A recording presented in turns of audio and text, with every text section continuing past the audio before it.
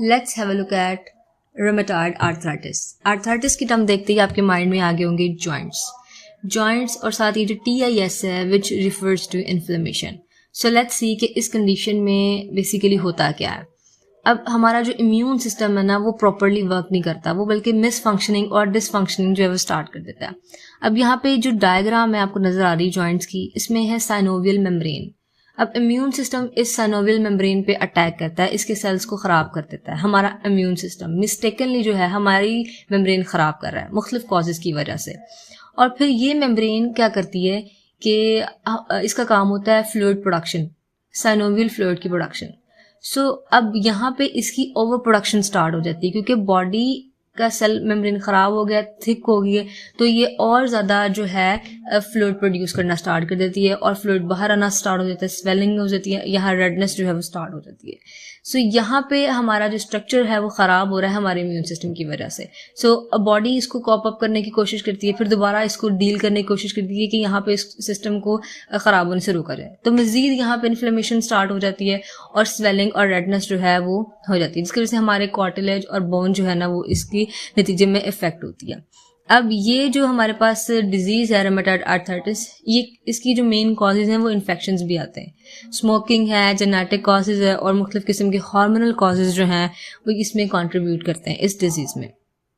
अब science and symptoms, fever होता है वहाँ पे जहाँ पे आपको ये जिस जॉइंट में होती है वहाँ आपको स्वेलिंग होती है, रेडनेस होती है, पेन भी होती है और फीवर जो है आपकी बॉडी में स्टार्ट होती है क्योंकि इन्फेक्शन है ना, तो बॉडी उसको डील करने की कोशिश करती है। और मोस्टली ये हैंड्स और फीट के जो जॉइंट्स है ना उनमें पाया जाता है। इसकी फिजिकल एग्जामिनेशन बहुत ज़्यादा आसान है। आपको वाज़िह तौर पर हाथों और पैरों में, अगर किसी को रूमेटॉइड आर्थराइटिस होगा ना तो सबसे पहले वो हाथों और पैरों में ही होता है, तो इसकी फिजिकल एग्जामिनेशन बहुत आसान है, देखते ही पता चल जाता है कि ये रूमेटॉइड आर्थराइटिस ही है।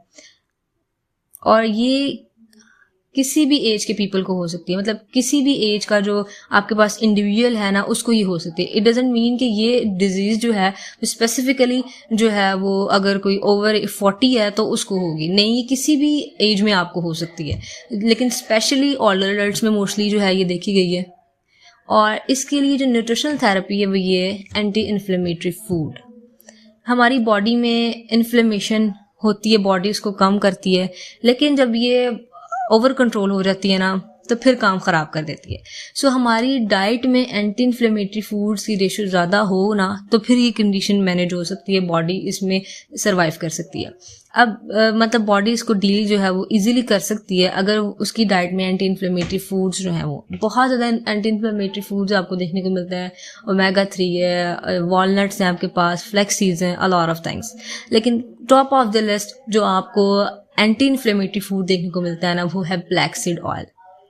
This is one of the super anti inflammatory food that reduces inflammation. ये अपने काम में भी, एब्जॉर्प्शन में भी, हर जगह टॉप ऑफ द लिस्ट है इन्फ्लेमेशन को कम करने में। So black seed is a super anti inflammatory at the top of the list.